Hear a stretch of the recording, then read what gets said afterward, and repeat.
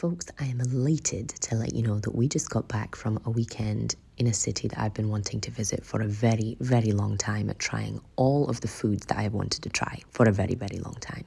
Yes, even the snails. So let me hold your hand and take you through every single thing I ate on a long weekend in Paris.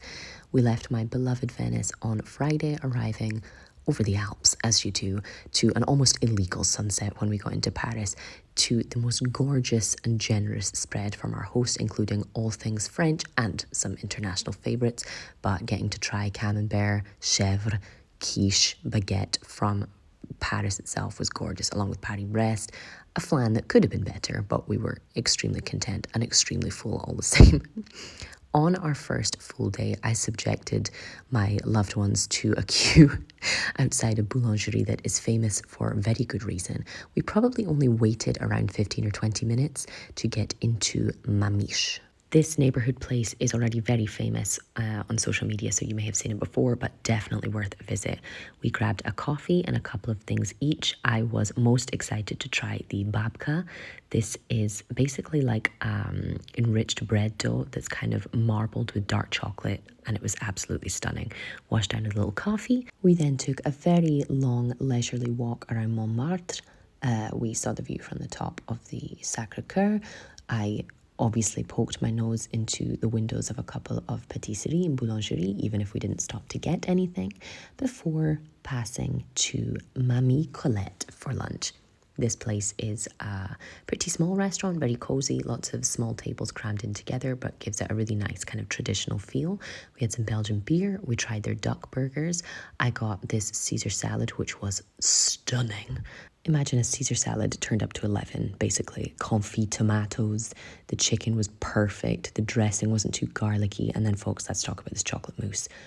70% chocolate, fluffy, but also super rich, with a coffee and a little scoop of vanilla ice cream. It may have been one of the kind of happiest inner child moments I think I've ever had.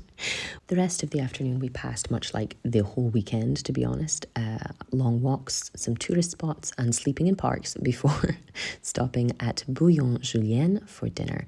This place doesn't take reservations for dinner, so we had maybe a 20 to 30 minute wait outside with some other Italians, because Italians really are everywhere.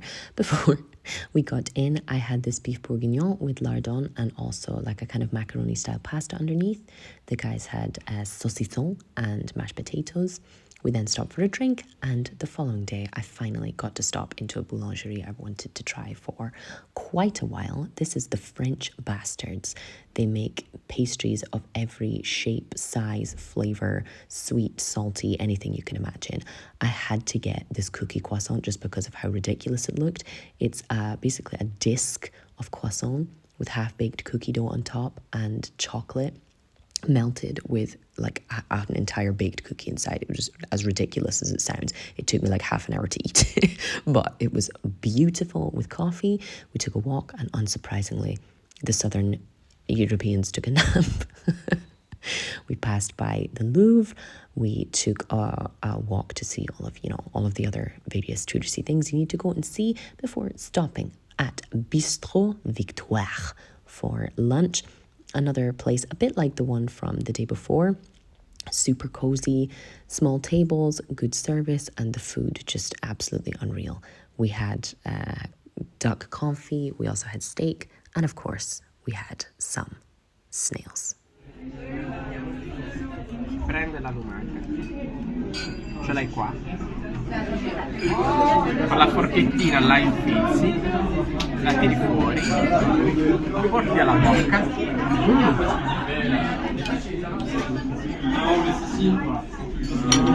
e la mangi. Giù.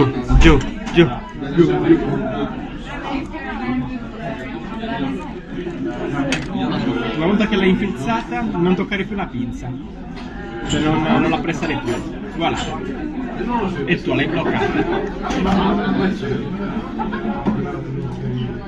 Io incapace. Vai. Una volta che ce l'hai, lascia andare la presa, lasciala andare, rilassa la mano, vai. Come la scuola guida. Quindi questa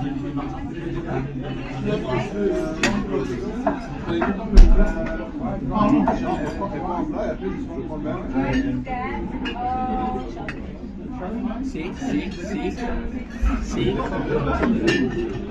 Olè. Cucciola anche se vuoi nell'aglietto.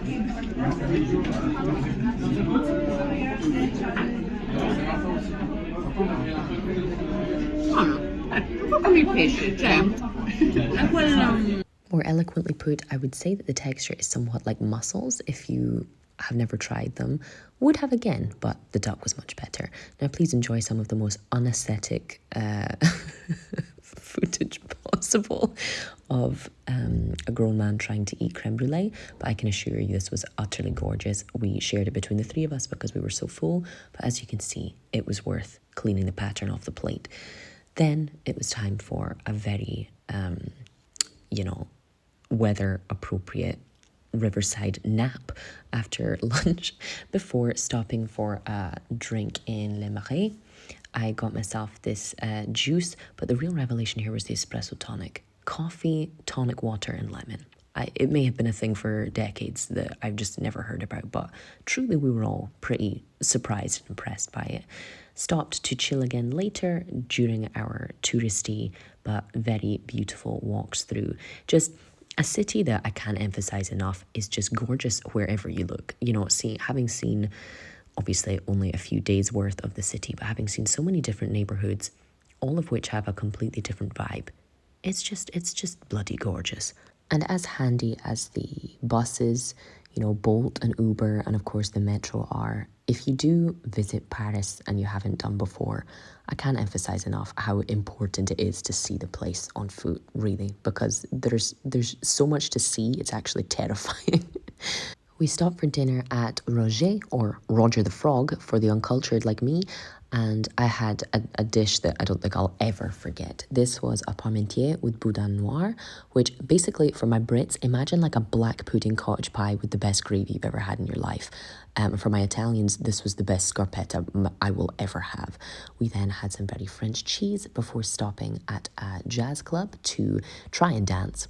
Few too many people to do the old dancing part, but we did get a very fun time swaying back and forth and enjoying, let's say, a concert version of this jazz club. A great time all in all, though very sweaty. The morning after, we were all about efficiency. So in stopping to see a few more touristy bits, we just grabbed a little Starbucks for breakfast. This pistachio thing was a tragedy. And it's fine to say that because hating on Starbucks is no problem. Did grab a double or triple chocolate cookie.